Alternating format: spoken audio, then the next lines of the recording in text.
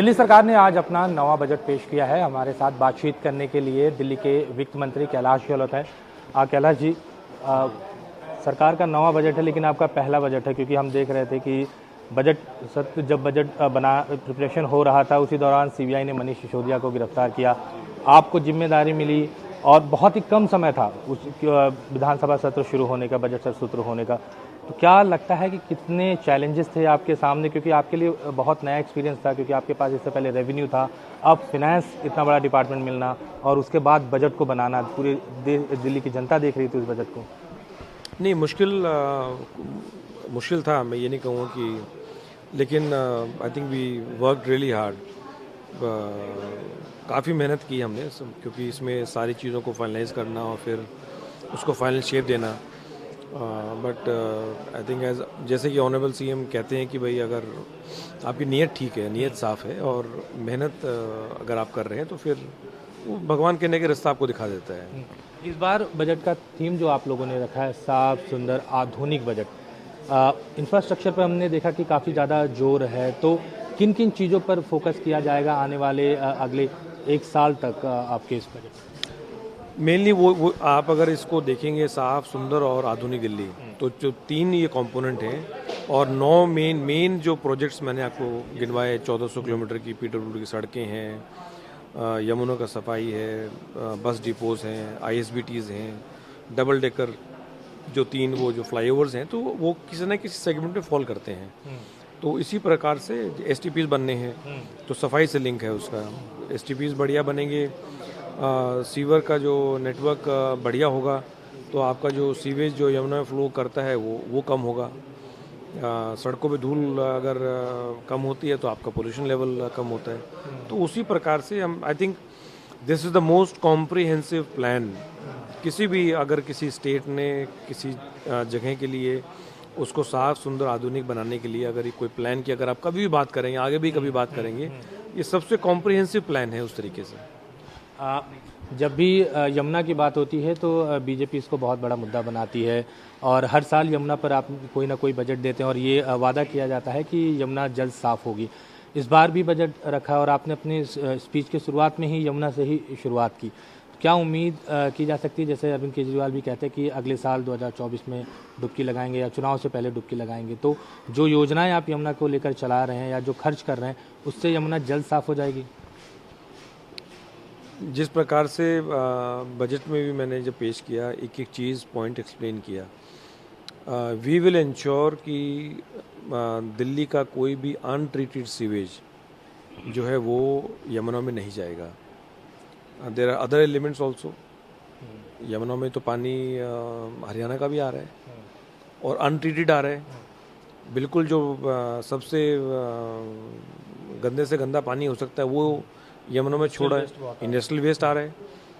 तो लेकिन जो हमें अपना काम करना है उस काम को हम बढ़िया तरीके से करके पूरा करेंगे और उसकी पूरी डिटेल्ड इनफैक्ट ब्रेकअप दिया है पूरा कि कितनी कॉलोनियों में सीवर नेटवर्क था 2015 में, 2020 में और 2023-24 के अंत तक कितनी कॉलोनियों में सीवर नेटवर्क को हम जोड़ देंगे। अपने एसटीपीज़ को हम बढ़ा रहे हैं, नए एसटीपीज़ बना रहे हैं, जो एसटीपीज़ ऑलरेडी हैं उसको हम फर्दर ऑगमेंट कर रहे हैं ताकि हमारा जो सीवेज को ट्रीट करने का जो क्षमता है वो बढ़े। एमसीडी की बात करें तो 8,000 करोड़ से ज़्यादा आपने बजट एमसीडी के लिए रखा है। उसमें जो कूड़े के पहाड़ हैं उनको लेकर 850 करोड़ का आप ये कह रहे हैं कि लोन देंगे एमसीडी को ताकि इन कूड़े को पहाड़ को ख़त्म किया जा सके। तो क्या लगता है आने वाले 2 साल में ये चीज़ें हो पाएंगी? नहीं, बिल्कुल हो पाएंगी। और जितनी हमारी ऑफिस से मीटिंग्स हुई और जो सीएम साहब के पर्सनल विजिट हुए और वहाँ पर जो कमिटमेंट्स किए हैं, देखिए any timeline which is given उसका कोई बेस होता है। तो जो टाइमलाइंस हैं वो मैं अकेले सेट नहीं करता या सीएम साहब अकेले सेट नहीं करते हैं। तो जो ऑफिसर्स हैं और जो कॉन्ट्रैक्टर वहाँ काम कर रहे हैं, किस स्पीड से काम करना है, वो टारगेट्स को साथ लेके जो ऑफिसर्स की जो कमिटमेंट है उसको साथ लेके, लेकिन ये क्लियर सामने आ रहा है कि अगर जिस स्पीड से अभी काम हो रहा है और जो हमने माइलस्टोन सेट किए हैं कि इस स्पीड पे हम इतनी और मशीन्स डिप्लॉय होंगी। अगर जैसे मैं उस विजिट में खुद भी गया था साथ में, ओखला वाली जो है, तो वहाँ जून में उस स्पीड को अब बढ़ाना है। तो अगर वो जून में स्पीड नहीं बढ़ाते हैं तो फिर हम वो जो 2 साल का हम टारगेट दे रहे हैं, आई थिंक 23 दिसंबर का टारगेट है शायद ओखला का, तो वो फिर कहीं ना कहीं मिस होने के चांसेस होते हैं। लेकिन जो हमने इम्पोर्टेंट माइलस्टोन सेट किए हैं, अगर उनको हम अचीव करते रहेंगे तो फिर 2023 तक दिसंबर तक ये ओखला वाला जो लैंडफिल साइट है ये क्लियर हो जाएगा। लेकिन एक आरोप ये भी लगता था कि जब एमसीडी में बीजेपी की सरकार थी तब फंड उन्हें कम मिलता था, अब आपकी सरकार आ गई, आपके मेयर आ गए तो इसलिए फंड बढ़ा दिया आपने। नहीं, ऐसा नहीं, मैंने पहले भी कहा है, आप 2015 से पहले चले जाइए पीछे 10 साल, और 2005 से 2015 का आप निकाल लीजिए कितना फंड किस सरकार ने दिया, और 2015 से लेके अभी तक हमारे सरकार का फंड निकाल लीजिए, उसका डबल ट्रिपल मिलेगा आपको। ये I am saying with conviction, उसका डबल ट्रिपल जो पैसा है वो आम आदमी पार्टी की सरकार ने दिया है। तो ऐसा नहीं है, जब जब ज़रूरत हुई है एमसीडी को, और एमसीडी की हम जब बात करते हैं तो हम कहते हैं कि मिनी गवर्नमेंट है, तो एमसीडी को भी अपने जो रेवेन्यूज़ हैं वो बढ़ाने चाहिए। कहाँ कहाँ वहाँ पिलफ्रेज है, कहाँ लीकेजेस हैं, किस प्रकार से उनको अपना रेवेन्यू बढ़ाना है, वो उनको खुद भी देखना चाहिए। दिल्ली गवर्नमेंट की अपने कंस्ट्रेंट्स हैं, उनको अपने डिपार्टमेंट्स भी देखने हैं, अपने जो प्रोजेक्ट्स हैं वो भी देखने हैं। तो जितनी जहाँ अपनी हमें कंफर्ट होता है उतना हम एमसीडी को देते आए हैं अभी तक। सर आखिरी सवाल, हर साल हम देखते थे स्वास्थ्य और शिक्षा पर ज़्यादा फोकस होता था, इस बार बजट में कुछ कमी हुई है?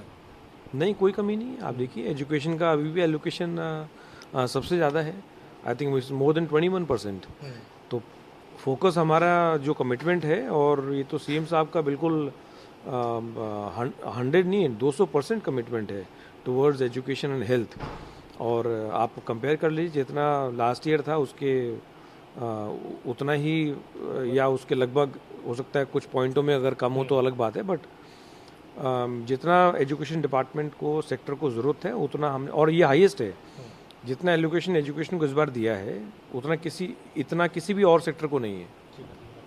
तो ये कैलाश गहलोत थे जिन्होंने कहा कि स्वास्थ्य शिक्षा के बाद अब दिल्ली सरकार जो है वो दिल्ली को मॉडर्न बनाने की तरफ कोशिश कर रही है, और यही वजह है कि इस बार के बजट में जो है वो इंफ्रास्ट्रक्चर पर ज़्यादा फोकस था। नई दिल्ली से कैमरा पर्सन विजय के साथ अमित पांडे, न्यूज़ 24। नमस्कार, मैं हूं मानक गुप्ता। अगर आपको हमारा ये वीडियो पसंद आया हो तो इसे लाइक और शेयर जरूर करें, और हाँ, हमें सब्सक्राइब और फॉलो करना ना भूलें ताकि आप देश और दुनिया की कोई खबर मिस ना करें। तो जुड़े रहिए हमारे साथ और देखते रहिए न्यूज़ 24।